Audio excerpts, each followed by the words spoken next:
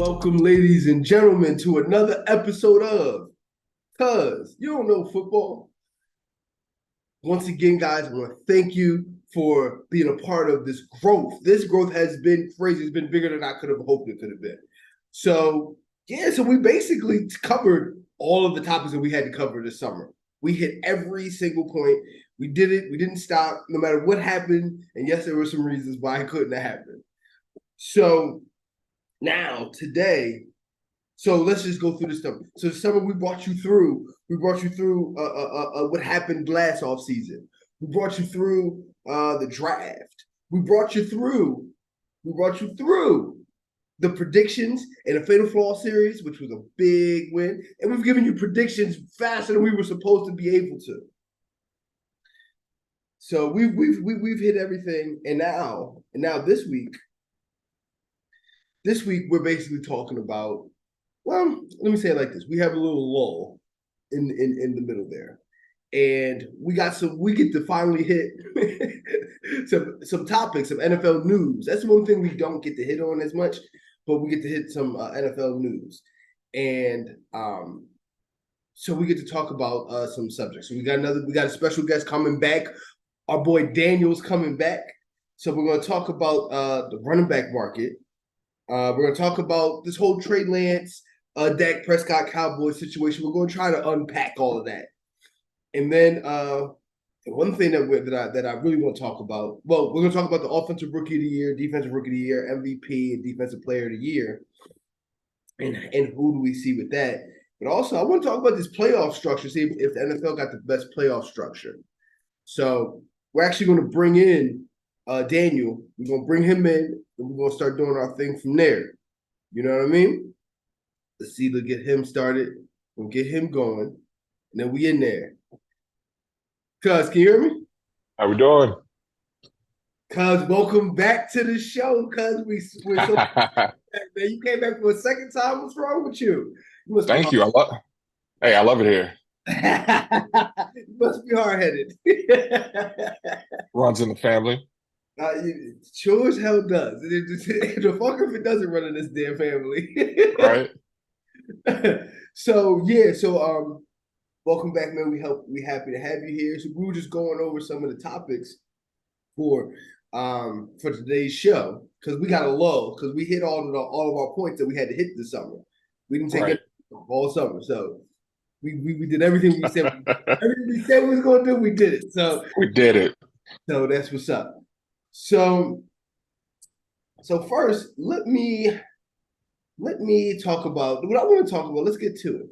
This whole Trey Lance, Dak Prescott, Dallas Cowboys thing. What do you think? Like unpack this.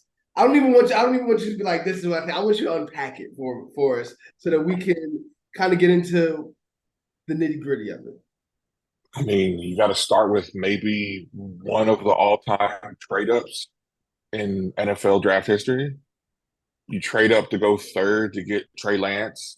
You end up giving Miami a boatload of stuff. You got Jalen Waddle, you got Tyreek Hill, Bradley Chubb, all for him to sit on your bench for 4 years, and then you ship him off to Dallas because you got a Brock Purdy, the number 232nd pick, is running your team now.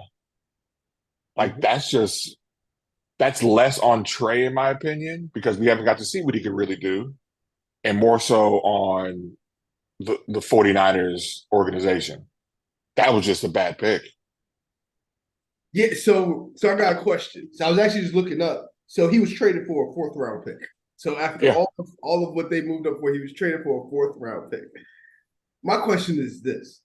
Is Trey Lance the biggest NFL bust in NFL history? So hold on. When you think about this, though, think about what they gave up too. So when you talk about the biggest bust in NFL history, you got Ryan Leaf, you got Jamarcus Russell, you got every quarterback that the Browns tried to draft for. Johnny Manziel. Yeah, but when you talk about a ceiling that's supposed to be like out of this world and what it actually was, like all of the other guys that played, that were drafted, they actually like played. You know, he, as you said, he sat on the bench. There's never been a ransom given up that much, or that there's never been that much of a ransom given up for a guy that never played. So that's Never why I'm played. saying. So that's why I'm saying. So tell me what you think. Is he the biggest draft bust of all time? No, because of him being on the bench. Jamarcus Russell went number one overall and was the starter for the Raiders and flamed out. You know what I mean? Same thing with Ryan Leaf, number two, right after Peyton. Remember, that was a whole debate going in. Who's going to go number one, Ryan Leaf or Remember Peyton that? Manning? And anybody with a brain was like, are you joking? Peyton's going number one. Mm-hmm. You know what I'm saying? Like, Ryan Leaf ain't played nobody, and he was a bust. Like, because Trey Lance, we haven't gotten to see him even in multiple games to show what he's capable of. I can't say he's an all-time greatest bust, but he is trending in that bust fashion if something doesn't come from this Dallas situation. So my thought is this. So from playing football, as you know, there's nobody who sees you more than your coaches. Right? There's nobody who sees what you can do. They see how good you can be. They see how consistent you are at where you are and everything. There's nobody who sees that more than your coaches. So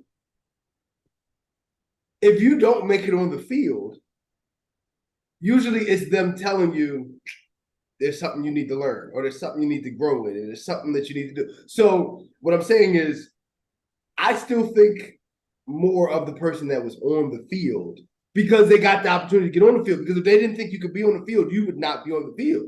So I Right. always look at the person who's on the field and was bad as, I think if that person is better than the person who could Couldn't not get get on the on the field. field. You know what I mean? Because it always trends backwards, because there's a guy who couldn't even make the team. The person Yeah. that never touched the field is still better than the guy that couldn't make the team.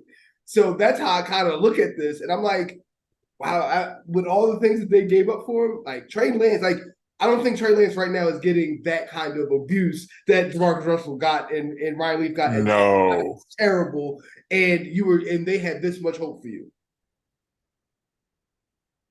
I think I don't disagree with your point. There's a really good point. But I think the bust label is a viewer's kind of perspective. The viewers are looking at seeing their physical talents on the field and if they basically suck or not. I watched you play, you were terrible. You know what I'm saying? As opposed to, well, I haven't seen what he can really do yet. You know what I'm saying? He had bright spots here, then low spots here, as opposed to Jamarcus, who was just from day one just started plummeting down. So Yeah, that's where my idea of the bust, when you consider somebody a bust, comes from, is we watched you day in and day out, week in and week out, line up, drop back, and throw 30 picks a season. He's like, and you were a top five pick. You're right. And you're a top five pick, you gotta go. You know what I'm saying? But like I said though, he is trending towards that like all-time bust or area because of what you said of like he can't even get on the field. You know what I'm saying? Like he can't even get some. He can't get no reps. Right. So let me ask you a question. Do you think, so you don't think in the locker rooms that the coaches are saying, this guy, he ain't it. We thought he was it and we were wrong. Oh, for sure they are. They're So not that's telling what I him mean. that. I think that still is a bust. I think coaches be like, oh, we got a bust in our hands. I don't think they ever tell their players that. But I think No, in their room, they're like, he ain't it, man. no. That's what I'm saying. I don't disagree with the bust label, but all-time bust for me is, like again, I keep going back to Russell. You can't be drafted number one overall, get 150 million guaranteed rookie contract, which they don't do anymore. He's part of the reasoning that they have rookie limits now. Absolutely. You know what I'm saying? And then just be terrible at your job the whole time. Never look at film, never look at tape, never be in shape, be late to games. He admitted that too. He said, I ain't doing none of that. I ain't doing none wasn't of one of that. those guys that watch tape. Because he played, he was on the 03 team at LSU with Diane's husband, Nate. Yeah. So I got plenty of stories from Nate about this dude. about how he was. You know what I'm saying? You might have to So bring, from might have to bring Nate on one day if he so wants to. If he wants to, because once you all played the offensive tackle for the Dallas Cowboys, sometimes you be like, I don't want to do certain stuff. yeah. He kind of put his pinky up, but listen, if we can get him more here, we might have to bring him more here one time. But you know what I'm saying? Like I've heard the stories that make me like I don't know. Like yes, I get it. Lance is trending, like I said, in that direction. It's only been 4 years. Jordan Love ain't played more than 5 downs because Aaron Rodgers didn't leave, and now he's a starter. He could end up being trash. Mm-hmm. You know what I'm Right, saying? right. He could end up being an all time bust because he was a first round quarterback pick too. It's just like I said, we haven't seen the full, you know what I'm saying, scope I for me get to what be you like all said. time I get bust what yet. you said, and I can respect that, and I appreciate that. So, like, even so, take a guy like Aaron Rodgers who he's sat for about 3 years. Like 4 or 5 years, yeah. Like, but the reason for that was because he had a Hall of Famer that was playing, and they were in a Super Bowl ready situation. So I get why, but like I still think he would have had an impact if he would have got that opportunity. Which is to your point, Yeah. we don't know, everything. But I think it depends on who you sat behind. They moved Jimmy Garoppolo out for him. They said, "All right, Jimmy, you can go. We're gonna give him everything he needs to succeed. We're gonna give him everything." And his only competition was a guy that was Mr. Irrelevant. Now, of course, that's Brock Purdy, but that doesn't hold you on the bench. And I think if you the guy that top 5 pick, giving up the biggest ransom of all time, you got to be better. You have to be like you have. Oh, to So if you're not that guy, there's a list that, for people that aren't that guy. that's what I'm saying. Like, I don't think he's that guy, and I think he is in that bust area. But when you said like comparing bust and like all time bust, you know what I'm saying? For me, that's two different categories for him right now. Okay, cool. So all right, so he gets traded to Dallas for a 4th-round pick. What do you think about the trade? What do you think about everything? Talk to me about the trade in the state of Dallas, and it wasn't smart, was it stupid? What's up? I think it was a lateral move. It didn't hurt them. It didn't really help them because Trey Lance has the same skill set as Dak. So Dak gets hurt again, something of that nature. Oh, I can just slide Trey right in, Right, and he can run the same plays. He can do right. the same things, and he's younger, a lot less mileage because he ain't been doing nothing on those tire treads, you know. Mm-hmm. So for me, it was more of a lateral move as opposed to did it increase their Super Bowl chances or decrease their Super Bowl chances. You know what I mean? It was almost just like we just need something, but you know what I'm saying. And they went out and got him for a 4th-round pick. That's nothing half the time. Right. So I think the narrative to me is more about the fact that Jerry Jones didn't tell Mike McCarthy that he was doing it. That's more of it. So I don't think We spoke on Jerry in a previous episode. Remember, we sure until he stops, it's never going to end. Until he steps back and lets people run the business, and while he's just the owner, this is what's going to keep happening. right. And I don't know why coaches come in and they're like, "Oh, I'm going to run it my way." Like, no, you're not. You're not Jimmy Johnson. That's the last dude who could do it, and he got 3 Super Bowls out of it. Mm-hmm. Since then, Jerry's been running everything, and they ain't sniffed the playoffs but like 2 or 3 times and won 1 game. Like in about 26 years now. Now, as I'm saying, we spoke on Jerry, so yeah. See, people don't remember. See, at this point, the kids don't ever remember Dallas being that team, being America's team. Their whole life, if you're 25, 26 years old or younger, you've never seen this. You've never seen. you have no idea what anyone's talking about with the Cowboys. Yeah, Nate just needs to be quiet. To them, they're gonna be like. It's like, when's y'all last playoff win? Oh, a year ago. Then before that, like 15 years. Yeah. So I don't know, but so I don't think this is a threat to Dak, per se. No. Do I think there's a wiggle room in where he could get in and Dak could get out? Yeah, but he'd have to be better than Dak, and he hasn't shown to be better than anybody. So that's Right. like I don't think this is a threat to Dak. But I think when you talk about Mike McCarthy, you don't even translate, you don't even talk to your staff. The person that has to cook this meal, you're not even telling him the ingredients that Here's the you're buying. ingredients. Just take it. Yeah, and you gotta do it. Now, I will say this though, and I will say this in terms of Dallas. This would be the best point I can make about Dallas. In terms of drafting and developing talent, there's but 2 or 3 teams over the last, I'll say, 5 years that you could say has consistently been able to do that. I think their drafting has been phenomenal. I think the fact that when you look at the talent and the places where talent is coming from, yeah, I think they've definitely rolled over a new regime from an old one that was working well. They just never been able to get quarterback correct, in my opinion. They overpaid for quarterback. That's always going to fuck you up. They always do. It's Dallas is what you're supposed to do. I don't. Yes, I agree with you on the talent acquisition. Dallas, 49ers, kind of Kansas City, the Eagles, like certain teams have been consistently good at drafting. I wish I could say Kansas City, but it's so obvious that they're so bad at so many places. I don't know how they keep winning. But that's what I'm saying. Like they're bad at like left guard, but their left tackle's a Pro Bowler. Right. You know what I mean? Right. They're bad at nose tackle, but the defensive end has been to 15 straight Pro Bowls. You know, it makes up for it. Like Kansas City's an enigma right now for me. I don't understand because I know that's not a talented team. That's not a playoff roster, let alone a Super Bowl winning roster. Listen, their offensive line is not top 5, and yet they have a #1 quarterback. Yeah. Who makes up for it? You know what I'm saying? Like where they're lacking, someone makes up for it. Izzy making up for it. Just don't even. You know what I'm saying? And he's not fast. He's not Lamar Jackson speed. He's just, he's just quick. Listen, Patrick Mahomes and the Kansas City Chiefs. This is Tom Brady without the Spygate. That's what this is. That's what we're looking at here. And it's like I don't know why they can't be stopped. I don't know why they can't be stopped. Listen, between him, well, one, you have the unstoppable combination of him and Kelsey.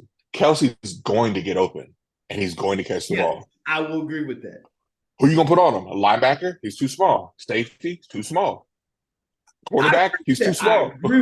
I agree with that. But Travis Kelce and a slightly above average offensive line and the worst wide receiver core in the whole, like maybe to ever win a Super Bowl.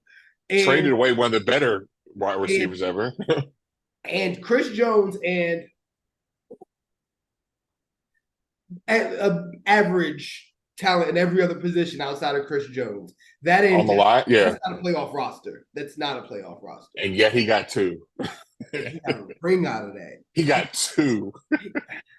Well, the first one he had Tyreek Hill and first one it was explosion. Yeah, offensive explosion. Tyrann Mathieu, and you know what I mean. Like I get like where these players was coming from, but what the heck is going on there? I don't even stay on top. Let's stay focused. Okay, so for me, it's not Dak per se. When that contract runs out, I think they'll be in a better situation. But yeah, Dallas, yeah.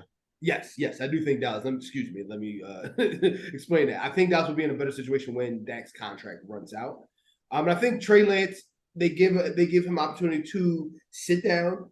Like, I'm not sure if it's just the fundamentals or if it's film study or whatever his limitations are, because it's not physically. So whatever his limitations are, it's definitely upstairs. It's something up here. He's not getting no reps. You know what I'm saying? You're just going to do these fundamental things. And I think that opportunity, we're not going to hear from Trey Lance for about like 3 weeks. You know what I mean? And then we'll sit. So unless they're blowing somebody out, yeah, you're not going to see Trey Lance. No, because they got Cooper Rush still. So we're not going to hear from Trey Lance unless both of them get hurt. Which would be ironic because that's exactly how his replacement got in. That's probably, yeah, that's how it's going to happen. Be ironic. That's how he got his job turned. Okay. All right, cool, man. So that's Dak Prescott and Trey Lance talk. Listen, I don't think Dak is worried. I think Trey is just like, a little cog in the machine right now. You know what I'm saying?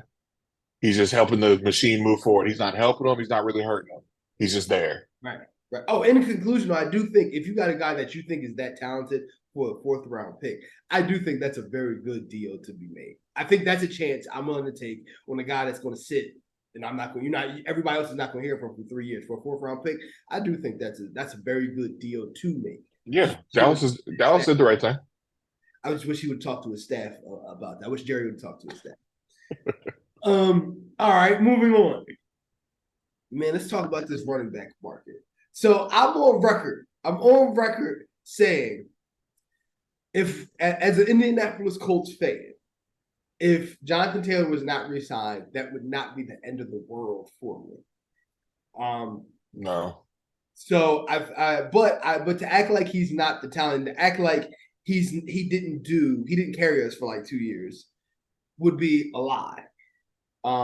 So when you talk about the running back situation, running back market, you got to keep in mind running backs are the only position where there's no illegal way to hit them. It's the only position that's left for that. So their shelf life goes so low. See, when we were growing up, these star running backs in this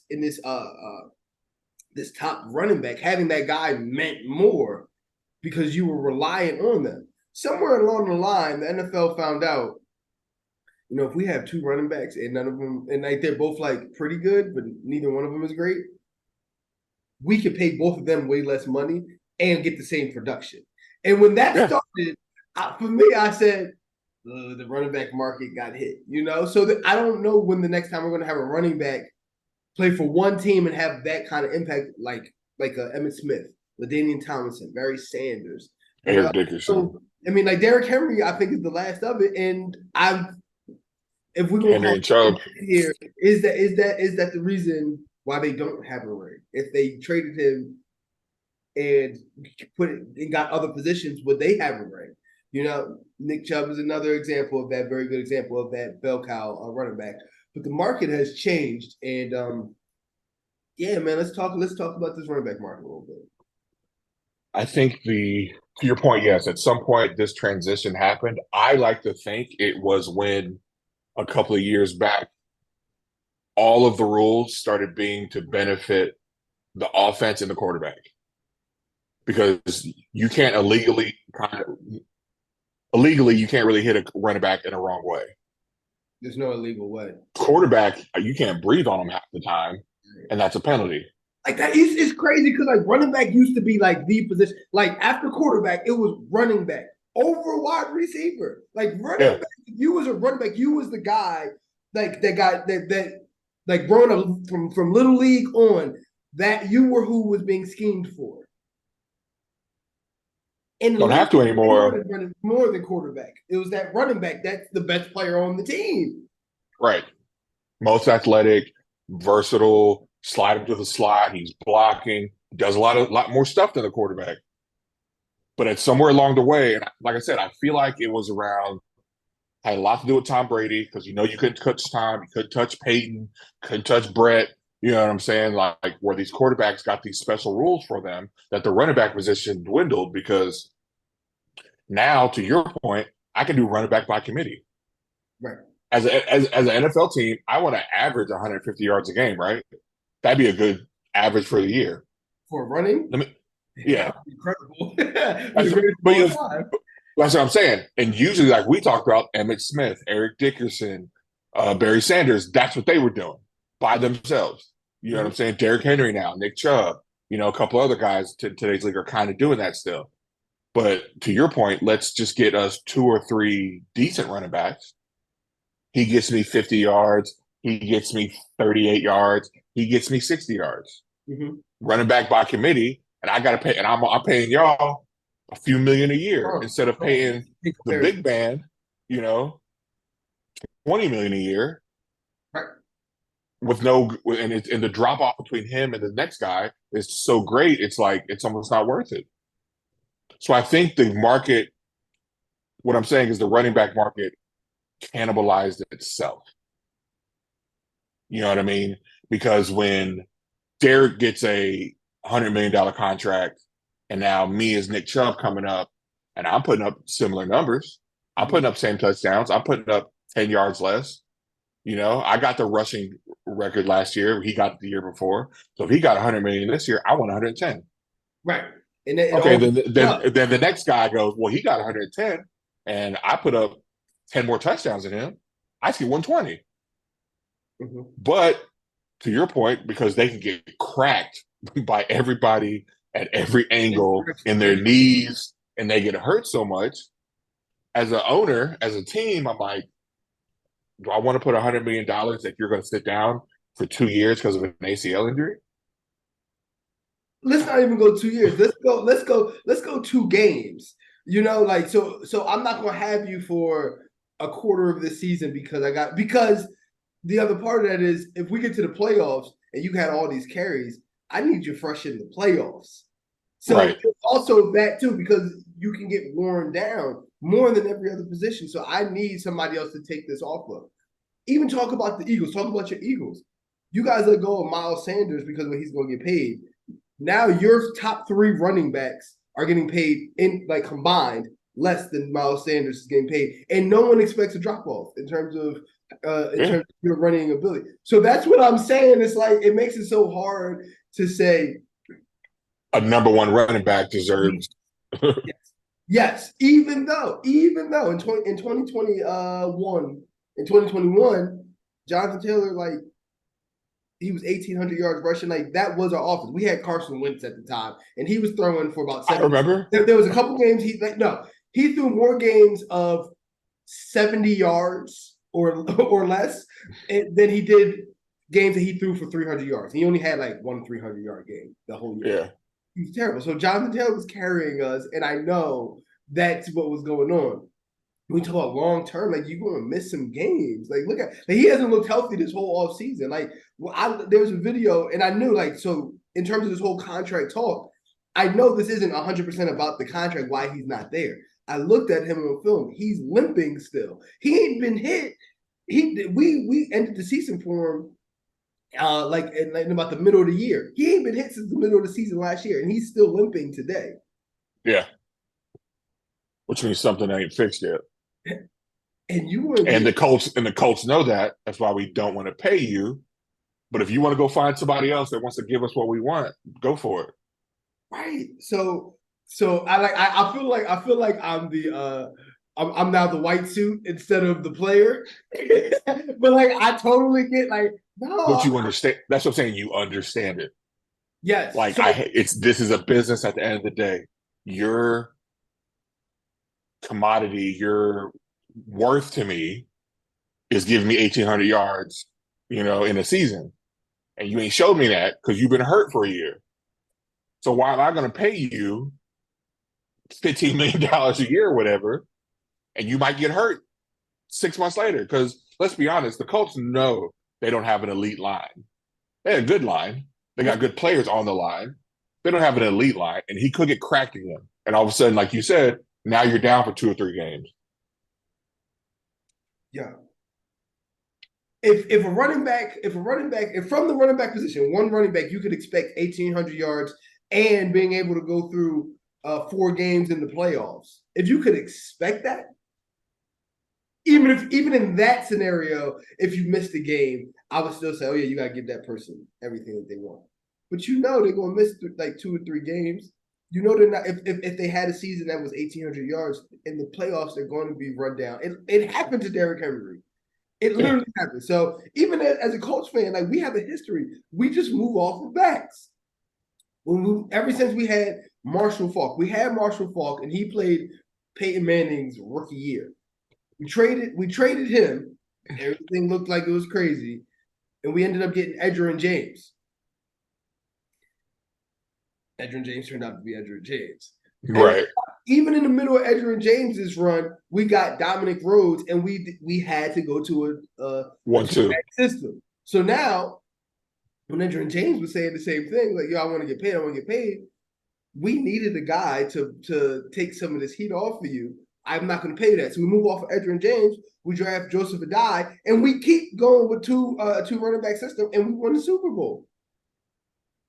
So Joseph Adai. Now Joseph Adai did actually get paid a little bit, but he got paid when we weren't expecting. We weren't going to win anything at that point, and we knew it. So we said, "All right, Right. culture." I do believe there's a dollar amount, just like I would say for a quarterback, in terms of because we had a conversation about overpaying quarterbacks.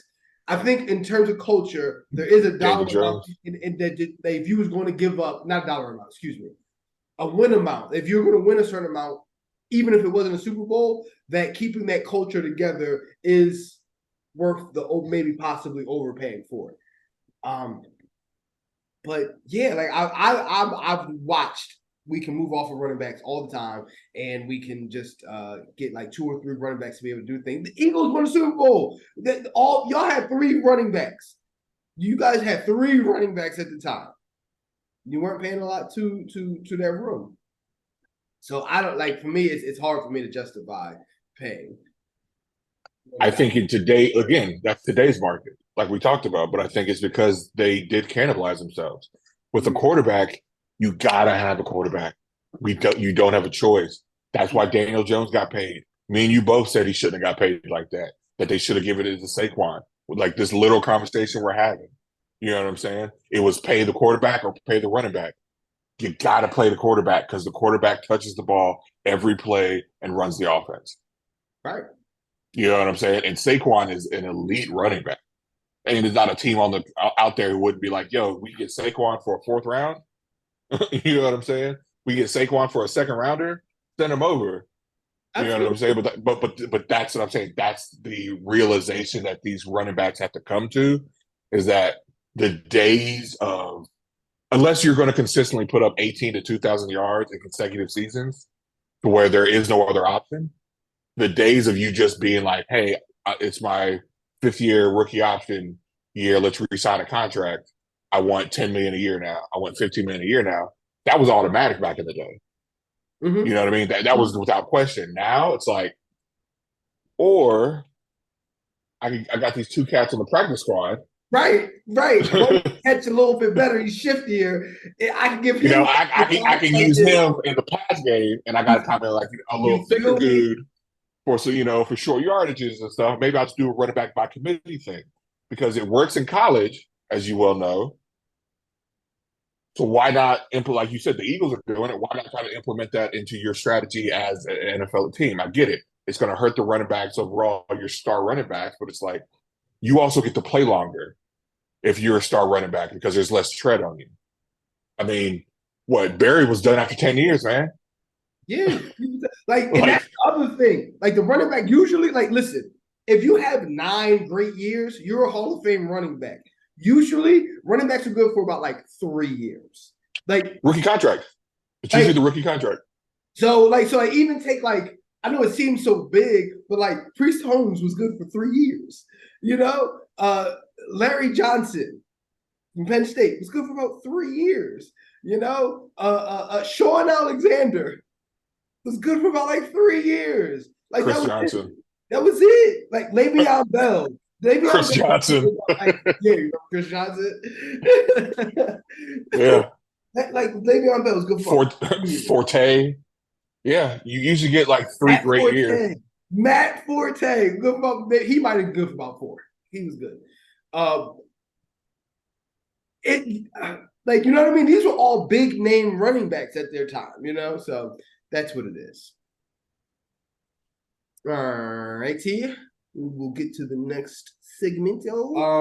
So last week we were in our way too early playoff prediction series. So we predicted the playoff winners or who's going to be in the playoffs. We also said who's going to the NFC and AFC championship game and who's going to the Super Bowl and who's going to win the whole thing. Wasn't much of a surprise. We said Kansas City was going to win the whole thing. But we want to double down on that thought this week. And we want to talk about the offensive rookie of the year, defensive rookie of the year, defensive MVP, and MVP. So let's get straight into that. So in terms of which you want to do, offensive rookie of the year, or do you want to do defensive rookie of the year first? We start with offense. Okay. So offensive rookie of the year. So the top candidates, I was looking on sportsbettingdime.com. And The top candidates for Offensive Rookie of the Year are Bijan Robinson, Bryce Young, Anthony Richardson, C.J. Stroud, and Jahmyr Gibbs. Yeah. So, first of all, is your Offensive Rookie of the Year outside of those guys? I would say no. Okay. My pick is Okay, going to I be thought you Bijan. had. I thought so. This is going to be good.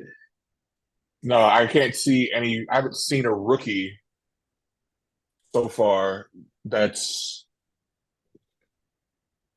that gives me that look. You know what I'm saying? Like again, they've played a couple of preseason games, so there's not much to go by. But like, I know the Falcons enough that I know Bijan is going to be a focal point in Mhm. their offense because Ritter, as we've discussed, ain't it. That ain't it. I You mean, know, maybe he'll shock us. Maybe he'll shock us. Crazier things have happened. but just like you said, like okay, he's not Carson Wentz is a Super Bowl quarterback. He ain't even Carson Wentz. Oof. And when he was with the Colts, like you said, Jonathan Taylor was carrying him for that 1800. That was we don't talk much about Carson Wentz in Indianapolis. Him and, You know, Richardson, we don't really talk too much about. We kind of get past that a lot. move on from that. But you know what I'm saying, though? So, like, that's why I think it'll be Bijan. Now, the other guys obviously have a chance because they're starting, and you're the quarterback, so you get the ball every time. CJ, Bryce, Anthony, every time they say hut, the ball's in your hand. Mm-hmm. You can take off for 10, 15 yards, throw a bomb, hit, so they may be able to, Mm-hmm. but I feel like the teams around them sadly just aren't there yet. Mm-hmm. Whereas at least with Atlanta and Bijan, you got some pieces. Mm-hmm. Mm-hmm. You know what I'm saying? There's some pieces around you where he can kind of do his thing. Because let's not pretend like he had a dominant line at Texas. He's just that good. Nah, he's great. He's You know? he's great. He's just that good. So even with a okay line, he's gonna get his yards. Mm-hmm. So that's why I like Bijan this year because I don't see it being like last year where both offensive and defensive rookie of the year came from the same team. I don't see that happening again. Hmm. I think you got a little prediction there. I think I heard in what you said. So Bijan is definitely my number two. The reason why so I don't think it's outside of the realm of reason, or I don't think it's the craziest take to say the Falcons. If somebody said the Falcons would end up in the playoffs, I wouldn't say that was crazy. I think it's very unlikely. I wouldn't say it's crazy. So if they end up in the playoffs, I think we're having a different conversation. But I did pick the Carolina Panthers to be in the playoffs. Before I even say that, so when I looked up, the one thing I like about Offensive Rookie of the Year is those are guys that they kind of last. Like if you win Offensive Rookie of the Year, we're going to at least hear about you for a long time. You know what I mean? So last year, Garrett Wilson, Jamar Chase. Year before that, Justin Herbert, Kyler Murray, Saquon, Alvin Kamara, Dak, Todd Gurley, Odell. You know what I mean? Like it kind of goes back. Those are guys that stay around. So for me, Bryce Young getting into the playoffs as a rookie, and that's where I think I could be wrong because the Vikings could make the playoffs. I just think they're worse than they were last year. If they get into the playoffs, I do think Bryce Young is going to be the Offensive Rookie of the Year, and I do think Bryce Young and Bijan Robinson. That's why he was my number two. I think those are two names that we're definitely going to be hearing about for the next couple of years. I think it's pretty safe to say that, and I'm very excited for them both. But in this situation, I don't. agree with that mentality that whichever one makes the playoff as far as the team, that rookie would win Offensive Rookie of the Year Yeah. because they're going to have to be a huge part Mm-hmm. of getting there. Yes. So I agree with that for sure. Right. And when I look at Carolina's offense, like it'll be clear if they make it in the playoffs, it's going to be pretty clear that Bryce Young had a lot to do with that, and he took some talent that was maybe a little less and brought it up. And He did. Listen, people aren't going to like it, but he did it last year at Alabama. Like he probably won them 3 or 4 games by himself. Yeah. He did not have the same talent surrounding him that previous quarterbacks with lesser talent had. listen, you're gonna get my Bama fans to come on here and they're gonna be outraged if you Hey, said that. They hey, never say Bama never do. hey, hey, sir. They can be mad all they Talk want to him, guys. to, Talk to sir. him, guys. They can be mad all they want. Talking season is done.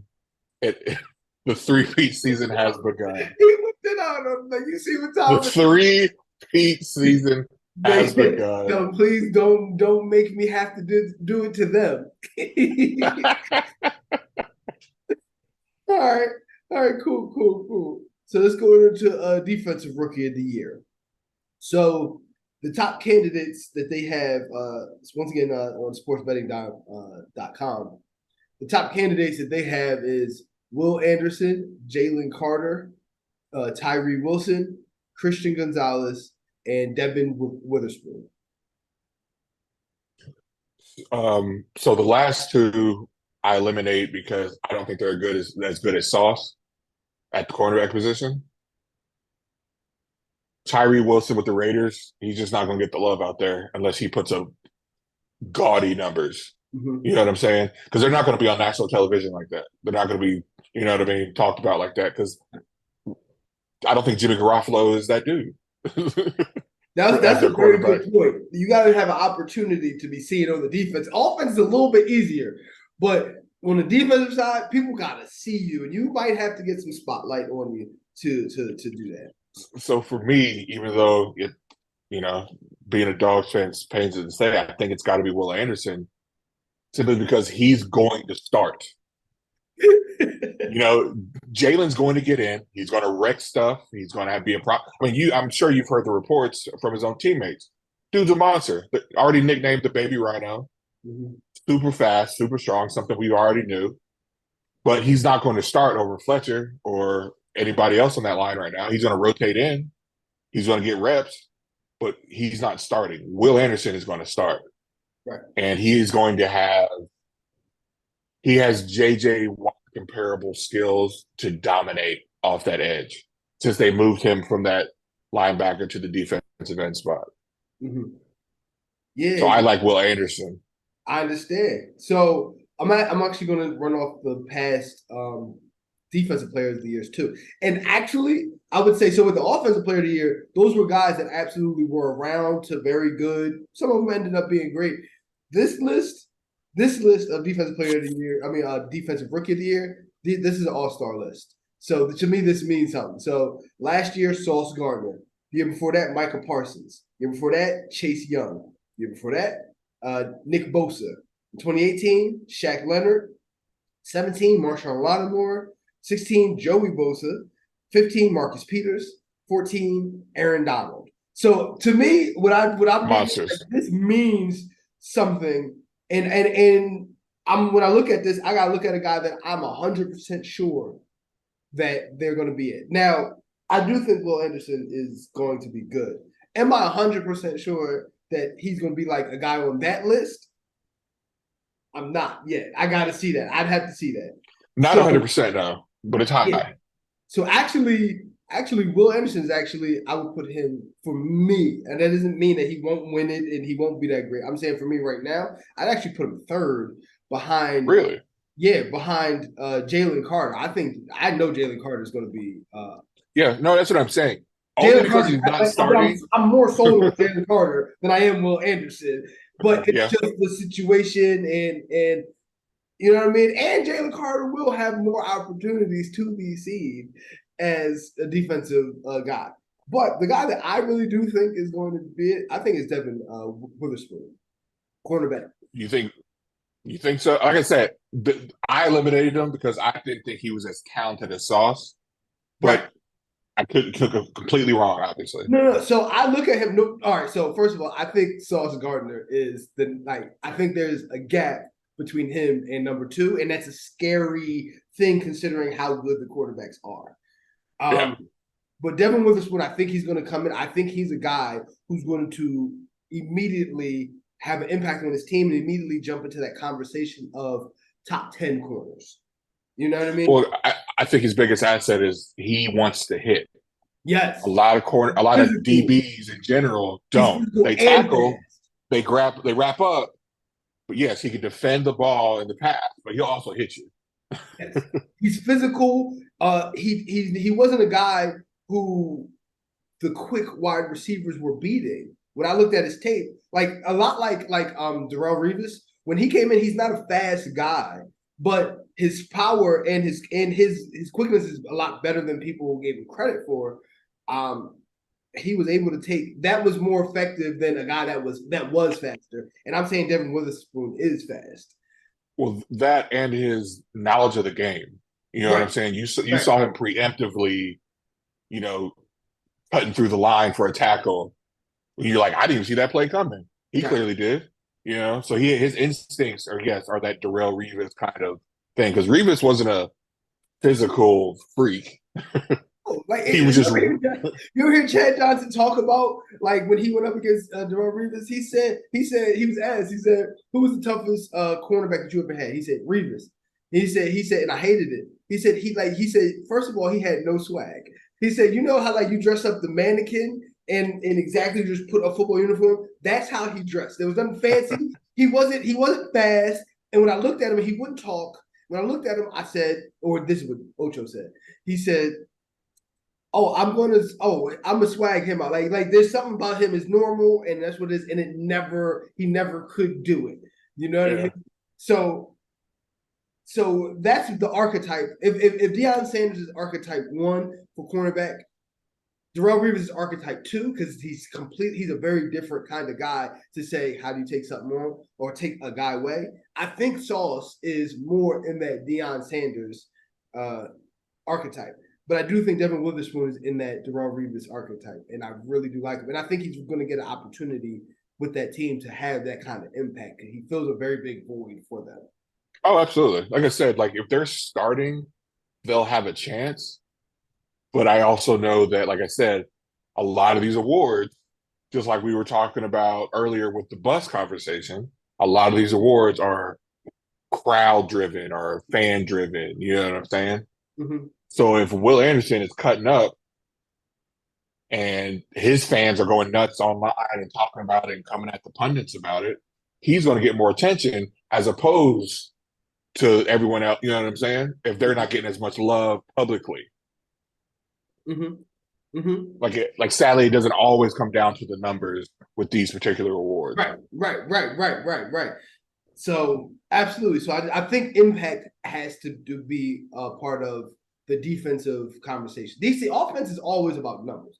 Defense is about impact. You know what I mean? Like as a pass rusher, yeah, like you want 10 sacks. But if you're the kind of guy that is getting that pressure rate is very high, that actually That's might huge. go more. And just for corners, just because you didn't get 8 picks or you didn't get like you know what I mean, like 50 pass deflections in a year. Listen, if people are like, I'm not going over there, that's why those numbers are low. Right. You know, I'm not going if you over got there. one pick a year, it's like you're that good. There it is. So, but I think it's a very good list. This is a very good list, though. I'm very excited about it. So let's go over to defensive player of the year. Okay. So they got the odds, and I'll just run down the odds winners. So they have actually more people in their odds. But we got Micah Parsons, Myles Garrett, TJ Watt, Nick Bosa, Sauce Gardner, Aiden Hutchinson, Max Crosby, Aaron Donald, Chris Jones. And after that, I don't think anybody else is really in that conversation. No, I'm leaving at Chris Jones because I like Chris Jones, and people are sleeping on Chris Jones. That man's great too. Yeah. Um, yeah, no, I get a little mad because he don't get talked about in that all-time great defensive tackle conversation, and I'm not 100% sure Aaron Donald would have been able to do the same or have the same impact on the Chiefs if he was there. Like, If you switch them, yeah, I agree. you know what I mean? Aaron Donald had some bad defenses. Okay, so keep that in mind. He's great. He's great, but he's had some average to below average defenses, and Chris Jones just uplifted a terrible defense. Yeah. So, Made him look good that first Super Bowl. yeah. So who you got for defensive player of the year? Or how you see that shaking out? Well, I don't see Bosa repeating. so he's out of it for me. But I like Micah. I mean, like to your point, he won decent defensive rookie of the year 2 years ago. Mhm. He's going into year three. He was second place last year. Like the man's a monster. You know what I mean? Like he gives me like Lawrence Taylor feels. Yes, he You does. know, coming off that outside. Lawrence Taylor. Yes, he does. You know what I mean? Like he's just fast, huge. Like he's everything you want in that position, and he just works. I've never seen him in the media whining about nothing. He don't complain. He just works. Right. So He's I like him one as of those defensive people. player of the year. He's also one of the people that I love when he talks and how he talks. I love listening to how his what's in his mind and how he approaches the game and how he feels. He's one of those people too. I love hearing him talk. Watching him during the NFL draft was cool Mm-hmm. because he did flip out when the Eagles got Carter. That's a fact. Because and that maybe further proves your point of maybe it is Carter this year for defensive player of the year because if you're that good to win it, you could probably see it in other people. You know what I'm saying? Mm-hmm. And clearly Carter is in that vein of like Aaron Donald. You know what I mean? Just like a destroyer up the middle. Like I don't want to run the ball in the middle no more. The thing is, when it comes to Jalen Carter, in terms of talent, everybody would say, yeah, he has the most talent. It's more about fit and scheme to why he wasn't over like Will Anderson or over all of these quarterbacks. No one's questioning how good he is. It's just about if you want your best player to be on your defense to be a defensive tackle as opposed to a defensive end. That's Oh really yeah. Whenever the draft comes around, people are like, "Oh, he's a number one pick." I'm like, unless the number one team doesn't need a quarterback, then right. Right. you know what I'm saying? Like, That's more about fit more than that's not talent. That's fit. So yeah, no, I definitely think Michael Parsons, and I do lean towards him being that pick. But for the sake of this show, like I said, this show is not supposed to be about agreeing. So I have to pick someone else. I knew you was gonna pick Michael Parsons, so I said, all right, let me pick someone. Miles. No, I'm not picking Myles Garrett. I'm not picking Myles Garrett. Nope. Oh, you ain't gonna see this one coming. I'm coming from left field with this one. So the guy who I think that has a real chance to win, and I do think he has a real chance to win Defensive Player of the Year, Aiden Hutchinson. I think when you look at Aiden Hutchinson, Listen, the Lions are getting a lot of momentum in the offseason right now. they're gonna get a lot of momentum. I think, and also his defense. There's no when I look at the Lions roster, they don't have any place where they're bad. Unless Jared Goff had a one-off season, there's no places on that or injuries come into play. If injuries come into play, then hey, that happens. But there's no places on their team, on their roster where you're like, oh, they're bad. That also with the fact that they're really good at wide receiver. They're once again, unless Jared Goff had a one-off season, they're really good at quarterback. They're really good at running back. Their pass rush is going to be legit, and he's carrying that. You know what I mean? And their run defense, you know what I mean? It's gonna be pretty tough to run on them. So that you know what I mean? They invested into linebackers in if you remember in their draft and safeties, and they brought in safety. So up the middle, running the ball is gonna be difficult. They're gonna be in a lot of because of how their offense is, they're going to be in a lot of games where they're scoring a lot of points. And teams is going to be a little bit harder to run the ball. And I think so. Aiden Hutch is going to get a lot of opportunities to just get to the passer, ignore the run, get to the passer. And I think, yeah, that he could have like 16 sacks this year. Absolutely. I don't hate that simply because paying attention to the offseason, the Lions have been getting a lot of momentum from around the league, from pundits talking about them and stuff. Like people are big on the Lions this year, so I don't hate that. I'll give you my dark horse, which may not even really be a dark horse because I think he is this talented. If it's not Micah, or honestly, if it's not a defensive end or edge guy, it'd be hard for me to see defense player of the year. But maybe Sauce repeats. That's what I was saying. I knew you was going there. I was thinking he was going to say Sauce. That's not a bad pick. That's not a bad pick. Listen, one-on-one, he's arguably right now the best corner there is. He's got length. He's got speed. I don't think there's an argument. I don't think there's an argument. He's big. You know what I'm saying? And they're going to be in situations now that they have Aaron Rodgers. They're bringing back Garrett Wilson. They've expanded the offense. Like they're going to be putting up numbers where you're going to have to pass. And at some point, you're going to have to pass on him, and And that's dangerous. and keep in mind, if Sauce is who we think he is, even in his own division, he's gonna have Tyreek Hill and Jalen Waddle. He's gonna have why can't I think of a man from Buffalo? Diggs. He's gonna have Stephon Diggs, and Allen, and yeah, I mean, it's a plethora of people out there he's You know what going I mean? against. So like he's going to have an opportunity, and there's a thought that the Jets are going to be good. So he's going to have an opportunity to go against all of these really talented wide receivers. And no, I don't think that's a bad pick at all. And like I said, and then they're going to need numbers. So if he's like, I'm going to go check your number one because you need a touchdown, so I know where you're going. You Right. know No, what I'm saying? I think he definitely is a dark horse. The only reason I don't put him further up, I think there's a lot of scenarios where the Jets don't even make the playoffs at all. Oh, for sure. If If they don't, not in the they have the playoffs, pieces, but if they don't gel. yeah, if you're not in the playoffs, you can't. I don't think that you can win that award. You know what I mean? So that's why. But no, I think if they make the playoffs, he's going to be a very big reason why, and that's what it is. Well, that Monday night game on the 11th is going to tell us a lot because they're playing the Bills. Right. But no, I don't hate that pick at all.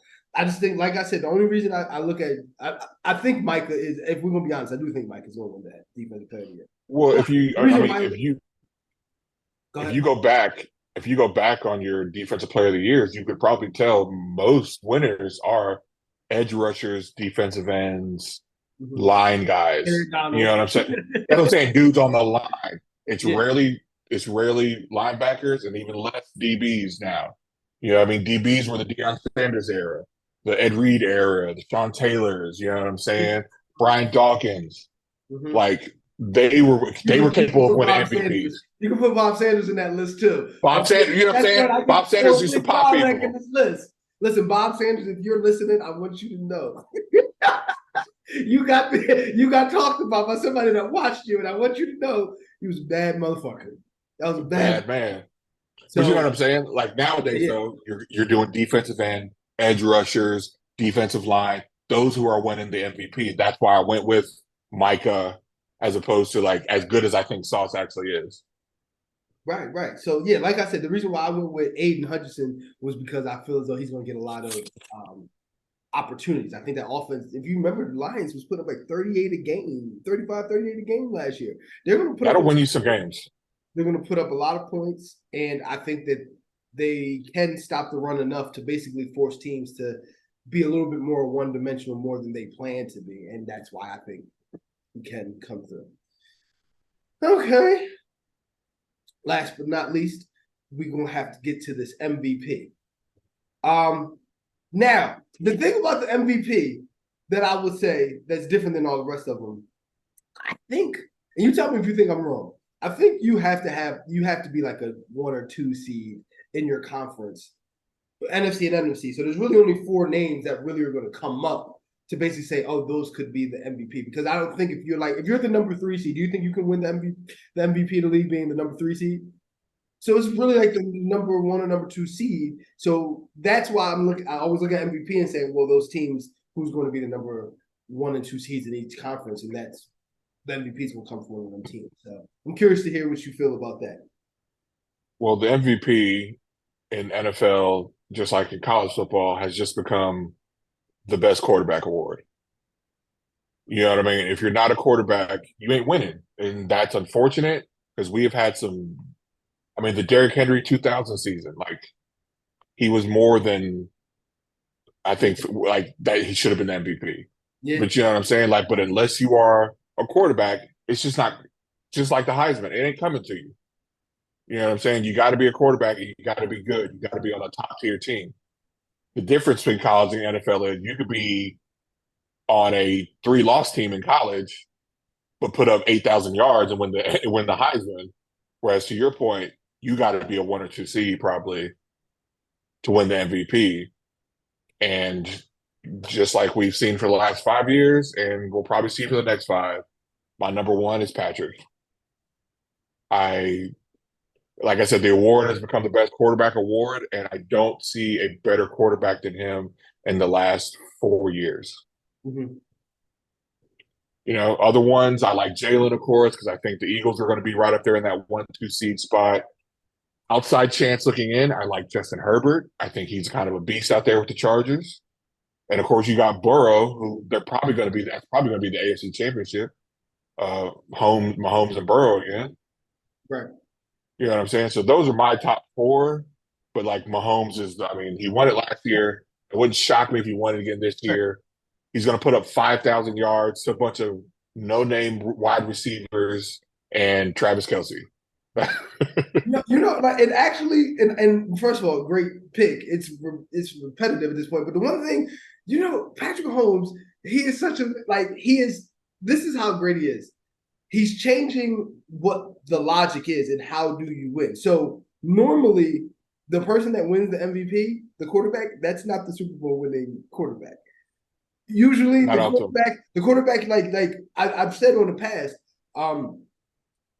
like the most that a quarterback made in terms of their total team's salary cap in terms of percentile was 13%. So a Super Bowl winning quarterback always made less than 13%. The only time it was 13% was when it was Tom Brady. Before last year, every other quarterback, all they got was 12% of the total cap. That's why, I say some of the things that I said. Patrick Mahomes had 16% of the cap last year. Like, he's MVP, he's 16% of the cap. There's supposed to be a rebuild. There's no talent. There's not a bunch of talent. And it's like, I don't have the answer to – that's why I say he's an enigma, because my brain just goes, Well, I can help you out with that. Go ahead. Your boy Peyton Manning. I'm not saying he didn't have Marvin and stuff in the beginning, but towards the end, he had a bunch of nobodies. I mean, I'm sorry, was it T.Y. Hilton? Nah, T.Y. wasn't there with that was all Andrew Luck. T.Y. wasn't there with Peyton. He started with Peyton though, didn't he? And then Luck came in that next season when they traded Peyton out. No, I would say no, because Peyton didn't play for a whole year. T.Y. Hilton was not on that team, or if he was a rookie then, and we just didn't hear about him. And then we heard about him with Andrew Luck the very next year. What I'm meaning is that Peyton was one of those guys who took once he stopped having star receivers. Pierre Garcon and can't think of the white guy's name. I cannot think of his Austin.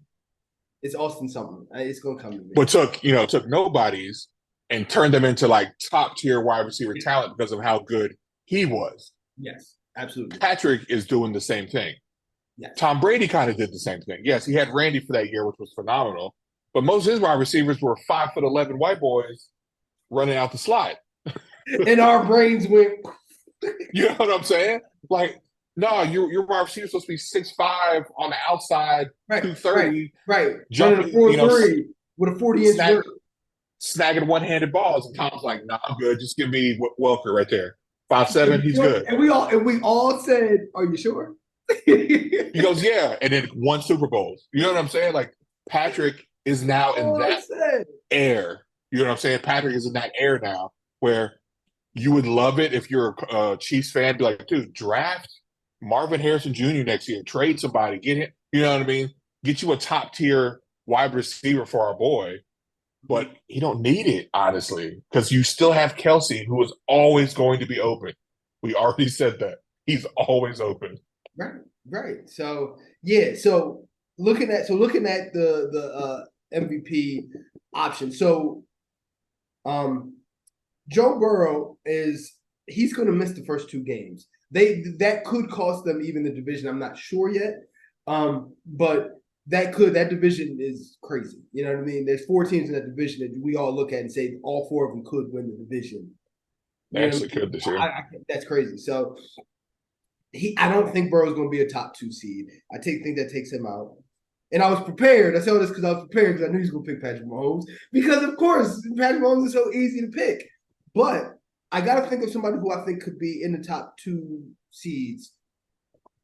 So mine is a little bit more of a far-fetched, but you'll like the name. But I think it's a little bit more far-fetched, a little bit harder to see. I think the MVP is going to be Josh Allen.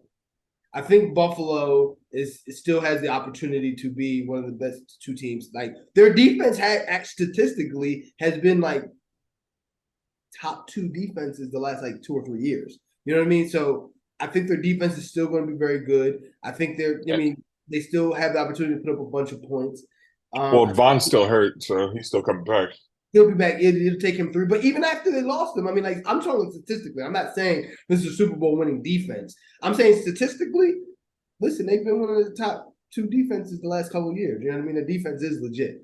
I think they give Josh Allen a lot of opportunities to put up points and put up numbers and wins. And I gotta think, and I do think they'll win the division. They could lose it, but if I was to go with somebody, that's who I would go with, Josh Allen.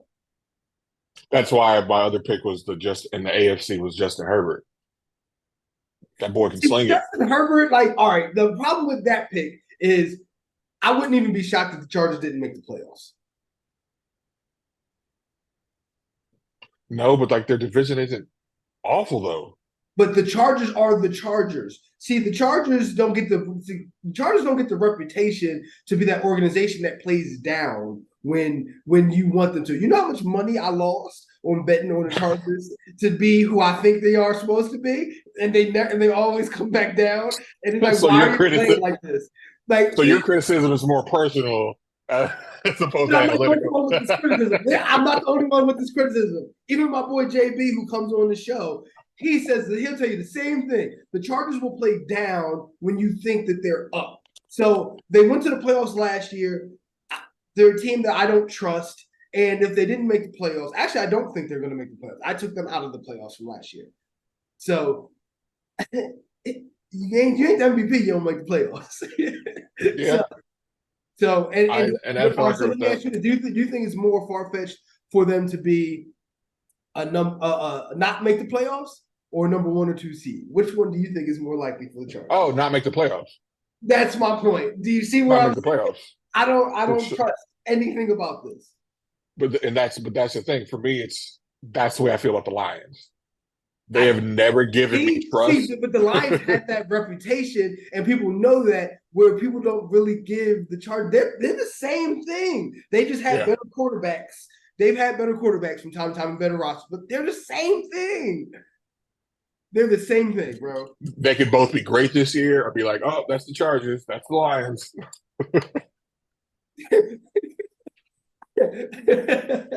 Like, you know what I mean? So, yeah, absolutely. So that's how I feel. So that's why I can't put him in there. Actually, Jamal actually thinks Trevor Lawrence is going to be the MVP of the league this year. And I don't think that the Jags are going to be I don't think they're number 1 or number 2 seed. I think they could be a number 3 seed, but they could be 3 or 4. That's where I see them. I mean, I think they can make the playoffs, but I don't see an MVP. Oh, you need to go talk to your cousin. You need to go talk. I don't see an award winner coming out of Jacksonville. Listen, I told him. By the way, for everybody who doesn't know, Jamal is my brother. That was my brother that was on the show. His cousin too. Okay. I went on the show and I said it wouldn't if Trevor Lawrence doesn't take a step. I think the Titans could win the division this year. He thought that was blasphemous because he said that there's no way, there's no place for that. And he said the Jaguars are gonna sweep the whole division, no losses in the division. They're gonna be like a number 1 or number 2 seed. But then Jamal makes arguments like this. But then they're a team that's gonna lose in like the first round. And I'm like, so you think that they're a first round team? Okay, so we're basically saying the same thing. You just took a longer path for right. You just went the long way, but okay. So you think we kind of think the same thing about them, but like I said, they'll probably make the playoffs, but they're not doing nothing. I was like, what are you talking about? Like this roster is not great. Okay, I think they're definitely the best roster in this division. They definitely have the best quarterback in the division. But the Titans, I do think, and I really do think that the Titans could come in here, and if they don't take a step forward, listen, if the Jaguars win 9 games this year, they're the Titans are going to be right there in the division. That's how I feel. Yeah. But sweeping the division, 1 or 2 seed? No losses. Bold. The Jamal. losses. Bold. And he is grounded, and he said it like this. You see what I'm saying? He said it just like he was comfortable. He sat back on it. He said he said this is fine for me. I'm like, okay. I'm riding with the Jaguars. And I was crazy. Like it made me Right. made me explain myself. I on said my own some damn wild. show. Okay. Made me explain myself on my own damn show. I'm saying crazy stuff. Gotcha. This is okay. Okay. You know what I mean? Hey, So, to each their own, I guess. Huh? that's what it is. That's what it is. So yeah, absolutely, he did that. So yeah, for me, I don't think Trevor Lawrence. But for me, and I'm not 100% sold on Josh Allen. It's just what makes sense as opposed to what I've seen, what I think, how good somebody I think a season they could have, things like that. My pause on Josh Allen is the same probably as anyone's. Is that he has a game where he'll throw 4 touchdowns, 300 yards, and look great. And then one game, it's like, do you know how football works? Yeah, exactly. You know what I'm saying? Like, Exactly. and it'll be an important game too. It won't be some nonsense that like, oh, we lose this, we're fine. It's like against the against the Chiefs or a division game against the Patriots or something that you need to win to like improve your ranking and stuff. And he's out there throwing dumb picks, fumbles, like just like you're just looking at him like, calm down, man. Like you got weapons everywhere. Your line is good enough. You're huge. You're fast. Like, so I agree with you. He could cut up and be in that conversation, but he could also be, they could also be 8-5 this year by the end of the year. Yeah. That's more of a prediction. That's more of a projection more than this is really what I think. I just had to give a different answer outside of Patrick Mahomes. even though he's probably going to win. He's probably going to win. All right, we got one more segment we got to get to. This topic actually was a topic I really wanted to talk to you about. And I'm very curious about how you feel about this. So I've been thinking for a long time, and I really didn't let anybody in my brain to hear it because you know how sometimes you think some stuff and it'd be like, if I said that, I'm gonna sound crazy. Just hold on to it. Yeah, so you just keep it inside, get some gray hairs, and just live life. But the playoff system. My question is, I really have 2 questions. Do you think the NFL has the best playoff system? I have 3 questions. Do you think the NFL has the best playoff system? If not, who has the best playoff system? And the third question is, what playoff system do you think the NFL should have? Playoff systems, are we talking only pro or pro and collegiate as far as playoffs? All of them. Every single one that you've ever heard of. Cricket, you can bring in cricket's playoff system if you would like. Well, we'll keep it in America. But I would say number 1 for me as far as the playoff system is got to be March Madness over the NFL. Simply because of the more teams and more out, and like especially nowadays, you'll see a 13 seed take out 7 seed. A 16 seed is taken out of 1 seed twice now. But the most important part of it is the single elimination. That makes every game crucial. Yes. You know what I'm saying? So for me, that's why March Madness is number 1. You got 100+ teams playing, killing themselves for 1 game. You got to love it. Right. But right below them for me would be the NFL because of also their single elimination system. Okay. Where you could, like we were just talking about, you could be the 1 seed coming in with your bye week, feeling all good about yourself, getting to that divisional round against somebody who played last week, and get your butt kicked. And you home with a 14-3 record. Congratulations. Right. Absolutely. Listen, I'm in agreement with that. The only thing that I would say, I would put the NBA playoff system as the number 2 system. So I was back and forth. Yeah, I like the anonymity of not knowing for certain who you're going to play next. You know what I mean? So I actually like that. I like saying, hey, listen, if you did what you're supposed to do, like you're gonna get a break. So I actually like the NBA system. Second, so I do think the NFL is third. Do you even like college football, the playoff system? Currently, no. Yeah, I've Four, the four bowl teams. games thing. But once it advances to 12, I think it'll get better. Yes, I just think college football has never said we definitively want to know who the best team in the country is, I think now we're getting there. Before with the BCS, it because it was was such an people. outrage. It was such an outrage. Just like I don't know that those were the best two teams, but it was always money. I mean, the money that was made from it is phenomenal. Each bowl game, but like we never got to see who definitively was the best team in the country, and I don't think we've ever seen that in college football.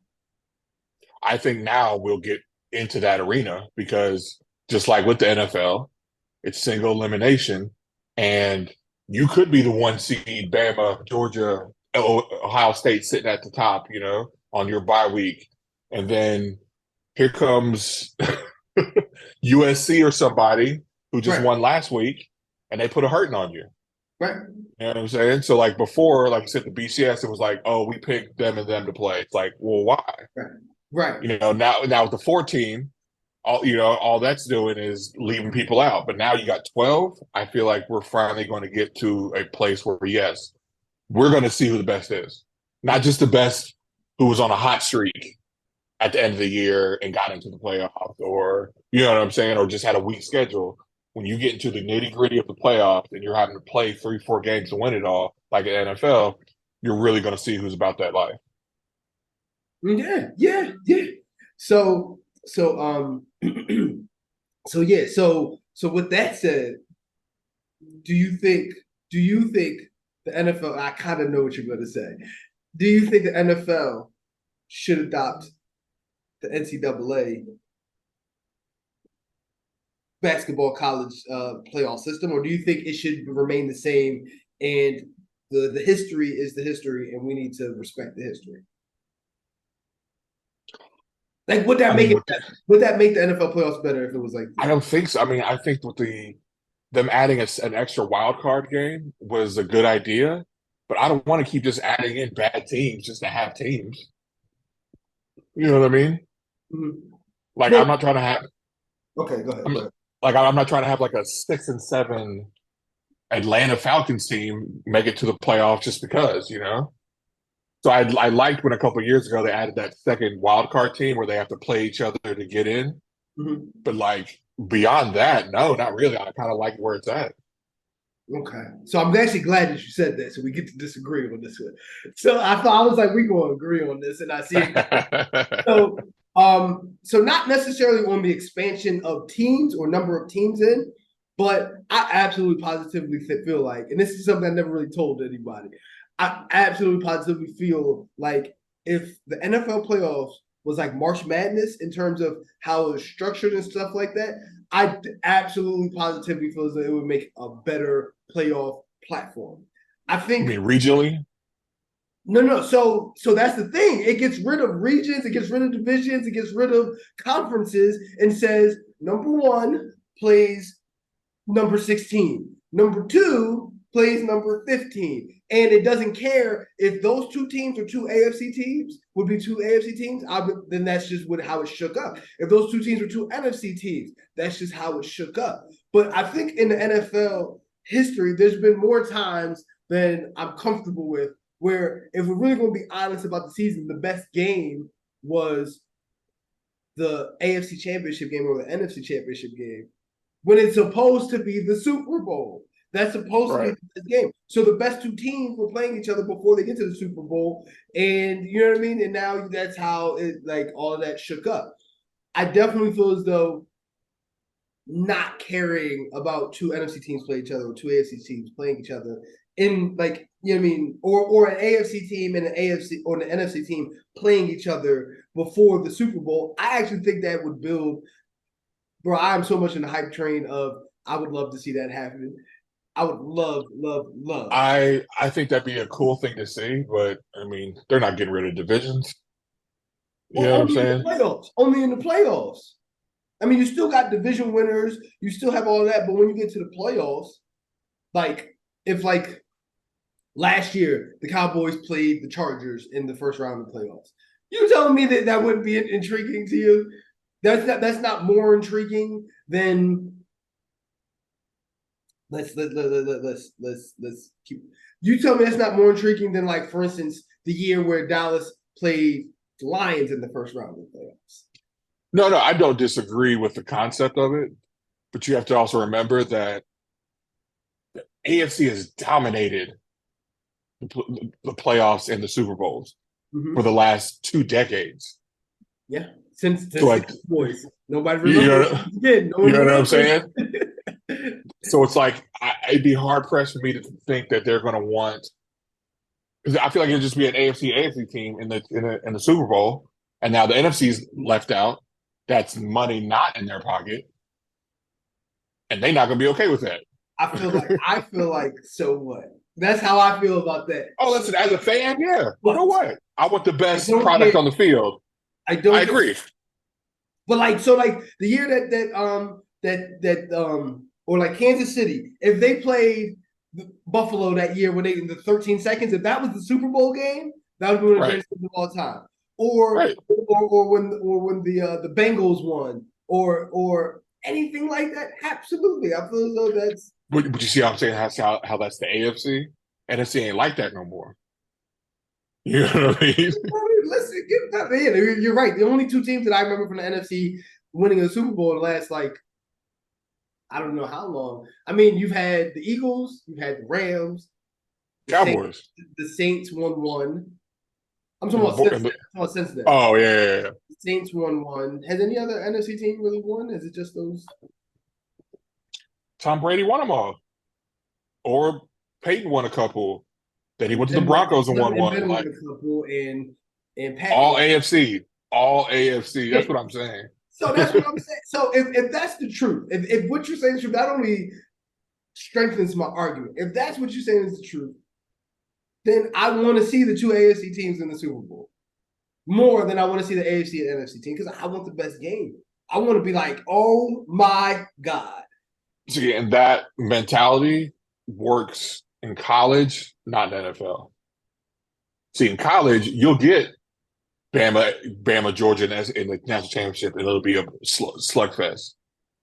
Well, they're both from the SEC, but they're the two best teams, and that's what we want. I would prefer, like, all right, so last year's title game when Georgia won very convincingly, I might add. You telling me you would have rather seen Bama in the championship game rather than TCU? Like, that wasn't even the definitely. game.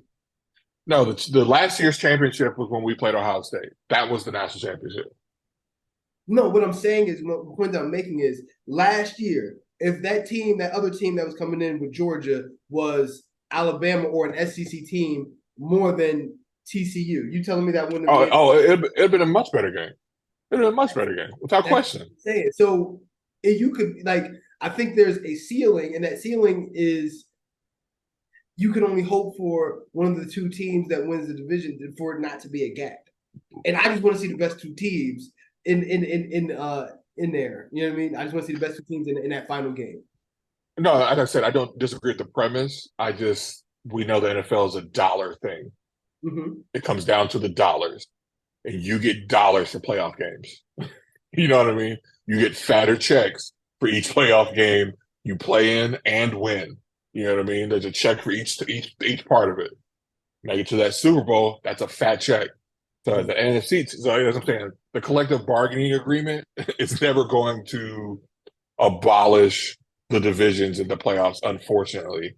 Although like I said, I love the idea of, like, Patrick Mahomes, you gotta go play Jacksonville, Mm-hmm. and they might beat you. Right, You know what I'm saying?